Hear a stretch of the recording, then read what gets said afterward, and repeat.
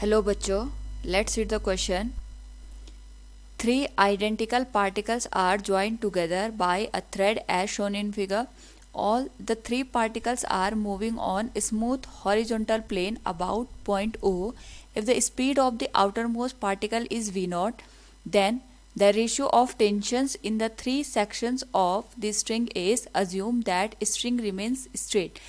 Now to answer this question, first we will discuss here the key concept, and here the key concept is centrifugal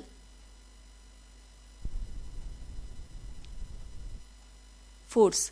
तो जब भी हमारे पास कोई object circular path में motion करता है, उस पर्टिकुलर केस में हमारे पास सेंट्रीपिटल और सेंट्रीफ्यूगल फोर्स का कॉन्सेप्ट यूज होता है. तो इस केस में भी we will try to use this concept here. तो सबसे पहले अगर हम बात करें तो हमारे पास यहाँ पे तीन पार्टिकल्स दे रखे हैं ए, बी और सी. तीनों को हमने एक थ्रेड के थ्रू यहाँ पे कनेक्ट किया है और हर एक की जो सेंटर ओ है उसके रिस्पेक्ट में जो लेंथ दे रखी है इट इज़ एल. ओ के रिस्पेक्ट में बी की लेंथ हो जाएगी 2l और सी की लेंथ हो जाएगी 3l. जो आउटर मोस्ट सेल का हमारे पास यहाँ पे पार्टिकल है इट इज़ सी. इसकी जो लीनियर वेलोसिटी है दैट इज़ v0. नाउ अगर हम यहाँ पे देखें तो हमारे पास एक पॉइंट गिवन है. All three particles are moving on smooth horizontal plane about point O. यानी कि तीनों के तीनों हमारे पास यहाँ पे ओ पॉइंट के अराउंड मूव कर रहे हैं इन अ सर्कुलर पाथ. सो इनका यहाँ पे जो एंगुलर वेलोसिटी होगी all three will have same angular velocity, क्योंकि तीनों हमारे पास हॉरिजॉन्टल प्लेन में पॉइंट ओ के अराउंड यहाँ पे घूम रहे हैं. नाउ अगर हमारे पास एंगुलर वेलोसिटी सेम है तो we can use this for finding out the tension in the given condition.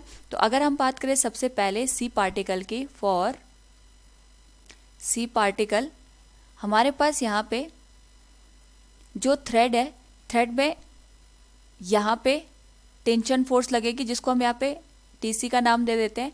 और इस पे यहाँ पे क्योंकि सर्कुलर पाथ में इस तरीके से घूम रहा होगा तो आउटर मोस्ट डायरेक्शन में इस पे सेंट्रीफ्यूगल फोर्स काम करेगा. इसको हम एफसी से यहाँ पे इंडिकेट कर देते हैं.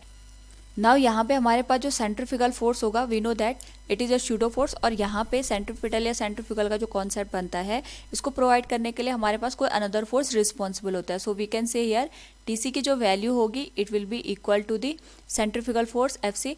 और हम इसको लिख सकते हैं यहाँ पे M into omega square into R के बराबर. तो जो हमारे पास सी है, सी के लिए अगर हम सेंटर पॉइंट ओ माने तो इसके लिए जो रेडियस आएगी it will be L plus L plus L 3l के बराबर हो जाएगी. So we can write M into omega square into 3l. जो रेडियस होगी वो 3l के बराबर होगी और जो हमारे पास टेंशन फोर्स आ जाएगी ये टीसी के बराबर आ जाएगी. तो ये हमारे पास बन गया सी के लिए टेंशन फोर्स. सिमिलरली अगर हम बात करेंगे यहाँ पे फॉर पार्टिकल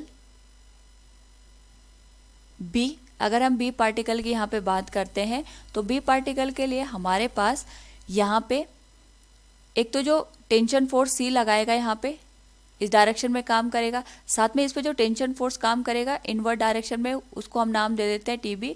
और यहाँ पे सेंट्रीफ्यूगल फोर्स अगर हम इसको यहाँ पे ड्रॉ कर दें बाहर की साइड तो यहाँ पे जो सेंट्रीफ्यूगल फोर्स की वैल्यू आएगी उसको हम यहाँ पे एफ का नाम दे देते हैं. तो यहाँ पे जो सेंट्रीफ्यूगल फोर्स है we can say it will be equal to the और it will be provided by the TB minus TC के.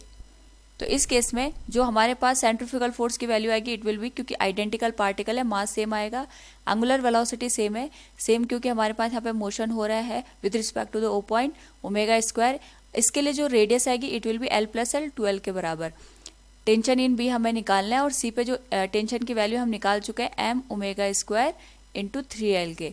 तो इस केस में अगर हम बी की पे टेंशन की वैल्यू देखेंगे इट विल बी, ये हमारे पास लेफ्ट हैंड साइड शिफ्ट हो जाएगा, it will be 3l plus 2l M omega square into 5l. तो इस केस में इसको हम इक्वेशन नंबर सेकंड का नाम दे देते हैं. सिमिलरली अगर हम बात करें यहाँ पे फॉर ए पार्टिकल के लिए जो टेंशन फोर्स काम करेगी it will be in this direction, ये हो जाएगी टी ए. जो टी बी है ये भी इस पे यहाँ पे फोर्स लगाएगा इन दिस डायरेक्शन और सेंट्रीफ्यूगल फोर्स की जो डायरेक्शन होगी इसको हम आउटवर्ड डायरेक्शन में बना लेते हैं यहाँ पे FA। तो यहाँ पे for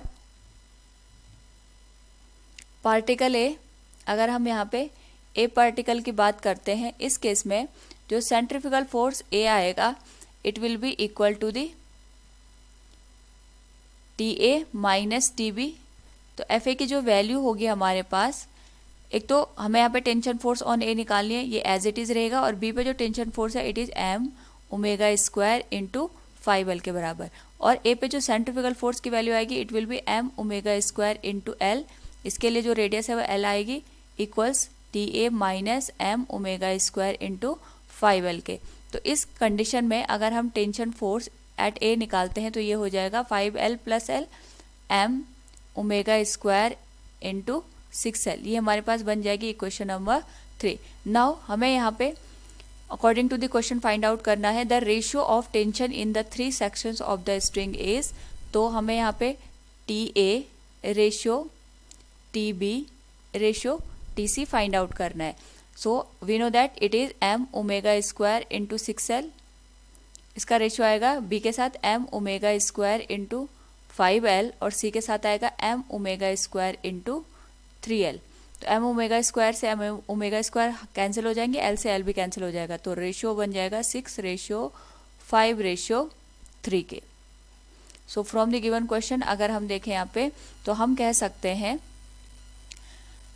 the ratio of the tension in the string will be 6:5:3। Option D will be the correct answer. Hope all you understood it. Thank you and best of luck.